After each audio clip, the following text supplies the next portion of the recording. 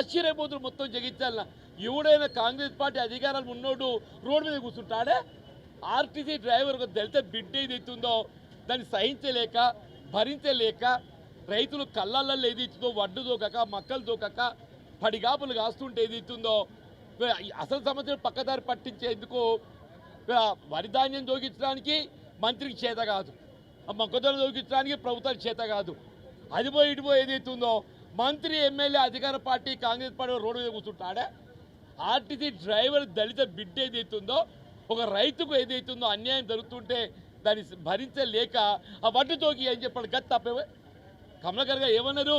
ఒక దళిత బిడ్డ ఏదైతుందో రాష్ట్రంలో రైతాంగం యొక్క దీన పరిస్థితి, రైతాంగం యొక్క దీన స్థితి, నెల రోజులు గడిచినా వడ్లు దోకుతలేరు, కళ్ళల్లో ఏదైతుందో పడిగాపులు కాస్తుండ్రు. రోహిణి కార్తె ఆరంభమైంది, వర్షాలు ఏ తరుణంలోనే రావచ్చు. అప్పుడు వడ్డు తోకిందా అని చెప్పారంటే ఆర్టీసీ డ్రైవర్ పొట్టగూటి కోసం 20,000కి నౌకరు చేసుకుంటే దళిత బిడ్డను విధులకి తొలగిస్తారు. ఇంతకంటే అన్యాయం ఘోరం ఏమైనా ఉన్నదా అని ఎమర్జెన్సీ కాదు.